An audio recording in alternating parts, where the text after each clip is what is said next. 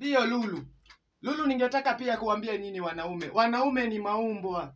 Yaani mwanaume ni muumbwa kwa sababu gani? Utapata mwanaume, yani mwanaume kidagaa, yani amekaa kule nyumbani na kidagaa chake huko nyumbani, yani ananiangalia mimi Lulu, ati mimi ndio ninastahili kupika.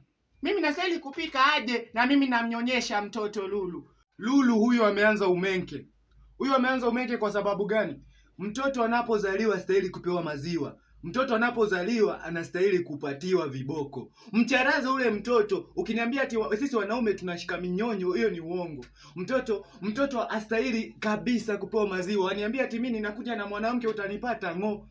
Mimi huwezi nishika, nina viromenti zangu, yani nakwambia mimi napotoka huko najua ninakuja kumpa mtoto viboko. Wewe unashinda hapo na minyonyo nyumbani, haujui minyonyo ni kazi gani. Minyonyo umpatie mume wako. Rashid Abdalla, acha nikuulize.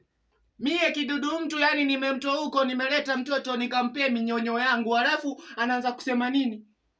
Wanaume saa zingine, yani sometimes mfikirie hapo. Ninaposema Lulu, angalia mwanaume hivi, yani ametoka kazini, yuwapitia pale na vijimike wanakuja nao nyumbani kwangu mimi nikupate wewe. Mwanaume nitakupiga kidaga chako kianze kuoza wewe. Kwanza ni uchungu sana. Ni uchungu sana kusikia mwanamke anaposema ati utampata mwanaume wako huko njiani uanze kumpiga, tunamuonesha videvu. Wamuonesha videvu kwa sababu gani Lulu? Na hii ningetaka kuambia pia Wakenya. Wakenya wengi kwa aswa wanajenzi wanajiona sana ati wanaweza kumdaka ati